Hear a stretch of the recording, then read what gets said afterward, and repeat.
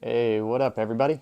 Jeremy here. Welcome to the Wampadoo channel. If you saw the title of this video, you probably know what it is all about. It is about these right here, my pair of DuraStilts. I am not a construction worker. I am not a painter. I'm not a drywaller. I'm a costumer. So I have to modify my stilts to be more efficient, to be a costumer, especially in a very, very large costume. So that's what I'm here to teach you, how to modify stilts to be a better costumer.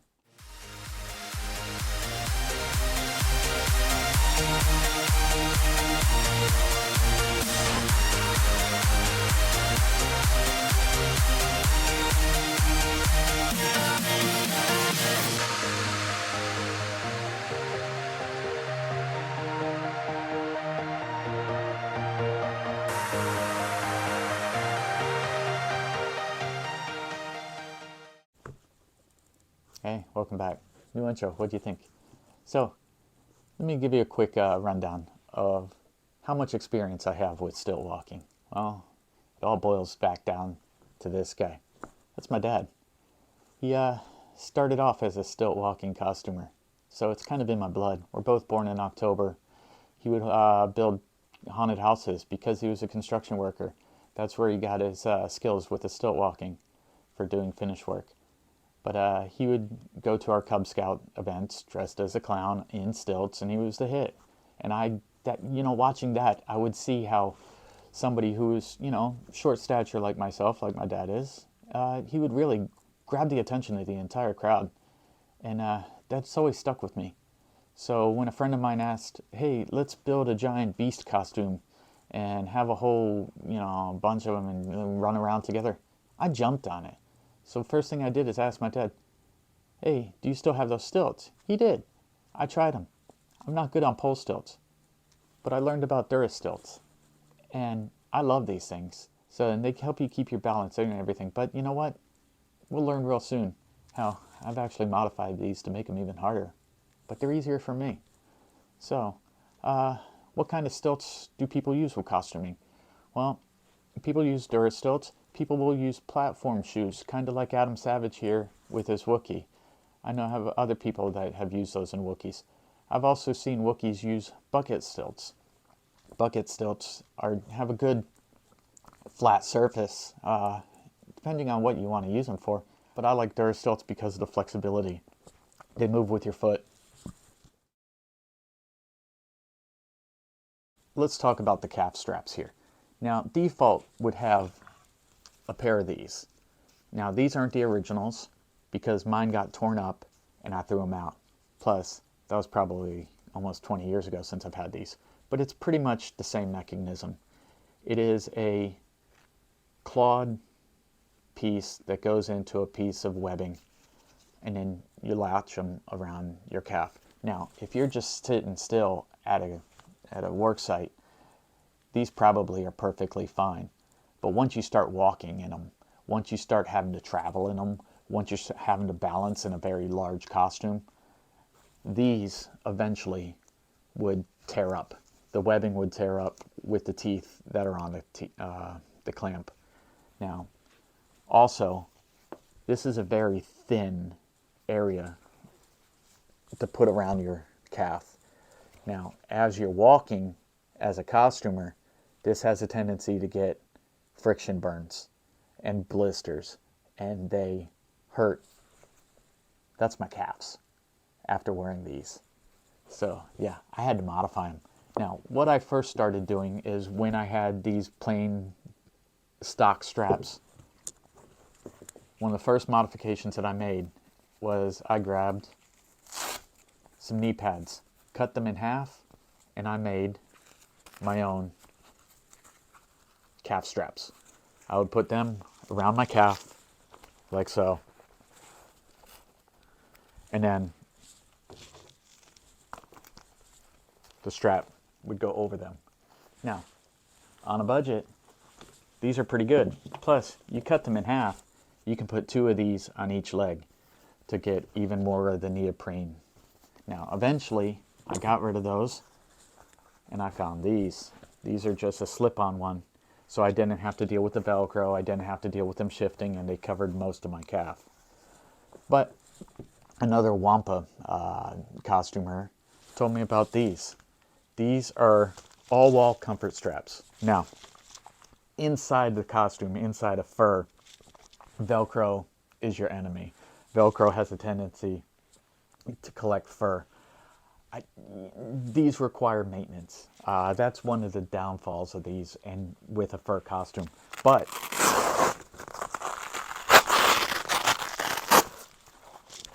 that's them. Look at that. That is a lot of Velcro to go around your calf and keep your calf tight.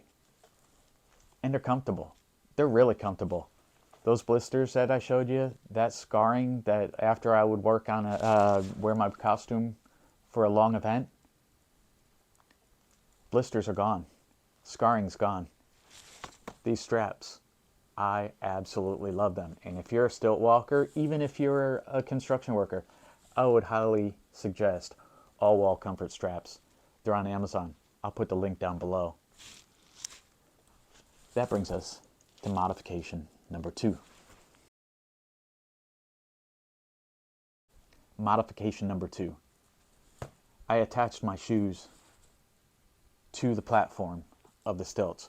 Now, why would I do this? Well, the originals had these little metal heel caps plus the straps twice over your shoe. Now, just like the calf strap that would end up getting loose, that would get, these things, your foot would shimmy. And if you're in a costume and you're walking from place to place, this is probably your easiest way to go. Now, what I did is underneath, I actually drilled holes into the sole of the shoe, put a bolt through, a couple of nuts down here, and put my sole on top. Button head machine screws, not bolts. So yeah, I don't feel the bolts inside the shoe. Now, but there are some pros and cons. Now, if you want anybody else to wear your stilts, these are your shoes. These are fit to you. Now, for me, when I have to get into my costume, my stilts are permanently attached in my pants of my Wampa legs. So I have to reach down inside and finagle and buckle. So one of the things that I did, Velcro shoes. Yes, these are your grandpa's Velcro shoes inside here. Now, do these get loose over time? Yeah. Would a ratcheting snowboard binding probably work better here? I got a pair of snowboard bindings behind me. I'm going to see if they work. That's a topic for another video. But halfway through an hour of walking or whatever, yes, I do need to reach down in the leg or have a handler tighten my Velcro shoes. My calf straps don't loosen, but these are very small Velcro straps, and they do wear over time, especially with a lot of working. But at the same time, this shoe is permanently attached, and it works just like your foot. And that's part of the great part about a DuraStilt, is when you stilt walk, everything is based on this pivot right here. This pivot is your ankle joint. Your calf is strapped in. With this, my toes are strapped in. So everything is reliant on this. Now, a lot of people that can't stilt walk will put the stilts on and immediately fall forward. One thing I teach everybody when I teach them to stilt walk is consider this like skis. You want to keep your balance over the center of your foot, and when you step forward, you don't step forward with your foot straight. You step forward with your toes up. So when you walk in stilts, lift your toes, walk forward. That's the one thing I tell everybody. That's how you stilt walk. Lift your foot up, step forward. So again, topic for another video. So what is my third modification? So this is my third modification. Not these. This is how they come default with the springs in them. Now, if you're a beginner stilt walker, I highly suggest keep your springs in. This helps you learn, this helps you keep balance, this helps you stand up. But mine, I've taken mine out. Now, why would you take it out if the spring is all about how you keep your balance? Well, that's where this comes in. So let me put this down and let me bring you my mini stilt. So when you're standing still, especially if you're a construction worker, you need to work up here. So you need to constantly stay balanced. So if you're starting to lean forward, there's the spring on the top and the bottom represented by rubber bands here. So as you lean forward, your bottom spring gets stretched and it pulls you back forward into place to keep your balance. If you start to lean back, your top spring gets tension and it pulls you forward. So as you're standing still and you're wobbling, because as you're up in stilts, you will always wobble. There is no way you won't wobble in stilts. You will wobble because you're constantly trying to catch your balance. But if you have your springs in and you're a beginner stilt walker, which I highly suggest, keep your springs in. Practice your balance. And eventually loosen your tension. So that way this gets a little more loose. But why take them out? Well, that's part of the costuming part of it. And I learned this from a stilt walker that worked at Busch Gardens. They took theirs out and they told me why. And I thought that was genius. And you know what? As soon as I took my springs out, my costuming skills skyrocketed. Because my first time in the Wampa, I had to walk a very, very long distance to get to where I had to stand still and take pictures. So every time I was walking, I was fighting the spring. So by the time I got to my spot, I was done. I was tired. It sucked. But you take those springs out, there's your walking. No resistance. Your feet, as I said, step up to move forward. Your feet have no resistance. Your your foot pad moves with your foot. But there is a con to this. When you take your springs out and you have to go and stand still to get pictures with somebody, it could be my costume, it could be your costume, it could be any costume. When you stand still, you're going to form a line because, as I said, you become the attention getter in the room. Suddenly, when something that's 7 foot, 8 foot tall walks in, everybody wants a picture. Lines will form. You will probably have a handler to sit there and control who's going to help. You know, handlers are key when it comes to stilt costuming because you overheat, you get tired, you get fatigued, and they are your conversation piece to tell everybody who is getting, wants pictures, hey, he's running out of time. He's got to move to the side. He's got to take his head off. He's got to take part of his costume off. That could be anything from a transformer. That could be anything from a Wampa like mine or any giant costume. If you see a giant costume at a convention, consider the performer. The performer gets fatigued very quickly, and taking your springs out helps reduce fatigue for the performer. Now, if you look here, here's mine. No stilts. But you notice, look at that. It makes everything right here focused on this pivot. It makes your step forward way easier, and I'm not fighting the springs. This is my favorite modification. I recommend this to everybody that stilt walks in DuraStilts. Take your springs out. You'll thank me for it. recap now on our 3 modifications. All wall comfort straps. These are an absolute godsend. These have helped me with a lot of injuries because I used to get calf and friction injuries a lot. It used to be part of my backstory. Hey, I went out all weekend. I'm in my stilts, and hey, look at the blisters on my legs.